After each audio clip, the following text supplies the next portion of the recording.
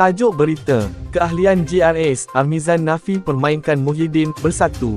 Berita seterusnya, Puchong, Menteri di Jabatan Perdana Menteri, Hal Ehwal Sabah, Sarawak dan tugas-tugas khas, Datuk Armizan Mohamed Ali menafikan beliau mempermainkan bersatu dan Presiden Parti itu Tan Sri Muhyiddin Yassin dalam isu membabitkan keahliannya dalam Gabungan Rakyat Sabah GRS. Beliau berkata tindakan beliau menjadi ahli GRS adalah disebabkan sentimen dan aspirasi rakyat Sabah yang mahukan parti tempatan untuk memimpin negeri berkenaan. Pada masa sekarang sentimen rakyat di Sabah menginginkan supaya kita bergerak berteraskan kepada parti tempatan. Itu agenda kita inginkan, sebab kita lihat lanskap politik Malaysia pada hari ini, kita dapat memperjuangkan agenda Sabah dengan lebih efektif melalui gagasan tempatan, katanya. Beliau berkata demikian pada sidang media selepas mengadakan perjumpaan dengan Pertubuhan Bukan Kerajaan NGO, Rakan Agensi Pengurusan Bencana Negara, NADMAK, dan melawat Pusat Kawalan Bencana Negara NDCC di sini hari ini. Sabtu lepas, Datuk Seri Haji Ji Noor yang juga pengerusi GRS berkata pemimpin Bersatu Sabah sebulat suara memutuskan untuk meninggalkan parti itu namun kekal di bawah gabungan GRS. Armizan yang terlibat dalam mendraft perlembagaan GRS sebelum ini berkata perlembagaan gabungan itu mempunyai peruntukan berkaitan keahlian terus kepada individu dan kesatuan antara parti.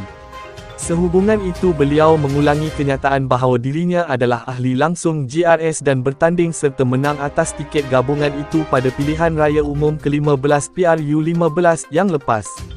Armizan yang juga ahli Parlimen Papar berkata beliau telah memohon keahlian dalam GRS lebih awal, iaitu sebelum PRU15 dan ia diluluskan Setiausaha Agung GRS Datuk Masidi Manjun pada Oktober lepas.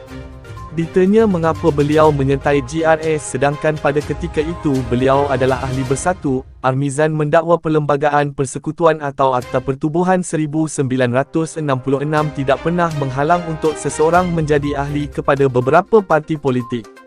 Kita kena faham hubungan unik kerjasama GRS dan Bersatu. Di Sabah penubuhan GRS sendiri mendapat restu daripada Bersatu, keanggotaan Bersatu Sabah dalam GRS sebagai gabungan juga mendapat restu daripada Bersatu pada ketika itu. Sebagai orang yang terlibat dalam penubuhan GRS sudah tentu saya ingin menjadi orang pertama menyertai sebagai ahli jadi saya fikir itulah jawapannya, katanya. Sehingga kini, Armizan berkata beliau masih belum mendapat sebarang surat atau notis daripada Bersatu berhubung status keahliannya dalam parti itu. Sekian berita, kredit diberikan kepada Portal Malaysia Kini atas ihsan berita ini. Jangan terlepas daripada sebarang informasi terkini daripada pihak buletin kita.